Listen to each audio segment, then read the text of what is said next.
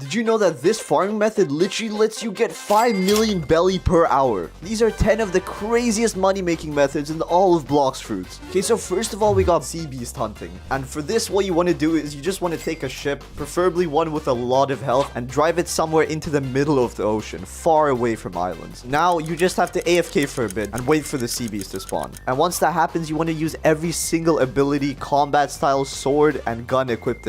And this is because you want to do the maximum amount of damage to the sea beast in the short amount of time as possible. And once you finished off the sea beast, you should get around 1.5 million belly per sea beast. And if you keep hunting down more and more sea beasts, they should give you more and more money. And if you get 4 sea beasts, that's literally enough to buy a leopard fruit. So the next way to farm money is bounty hunting. So all you have to do is find a wanted poster of somebody that you want to hunt, and you just click on the poster. Then you probably want to have some PvP based fruits, probably like the awakened doe fruit or the leopard fruit. Then you want to find the player that you're hunting and just simply kill them. But remember, this depends on how huge that player's bounty was. And the max bounties that pirates can have in the game is 30 million. So that is a lot of money. Okay, so next up we have raids. Raids are how you awaken your fruits, but you also get a huge amount of money on the side. And the best thing about raids is that you can trade in like the worst fruits in the games to start one, or you can buy them every 2 hours. Overall, depending on how difficult your raid is, it gives you a different amount of money, so it's best to choose one that's more for your skill level. When doing a raid, you should always be using the Buddha fruit. It makes raids extremely easy to complete compared to other fruits. As long as you have bad fruits to trade in, the money potential is endless. This trick's really simple to use. I'm obviously talking about codes. All you have to do is simply search up a website of Blox Fruits codes and just enter every single one that you find. Since most of these codes are double XP, you just have to farm, which gives you tougher opponents, which gives you more money.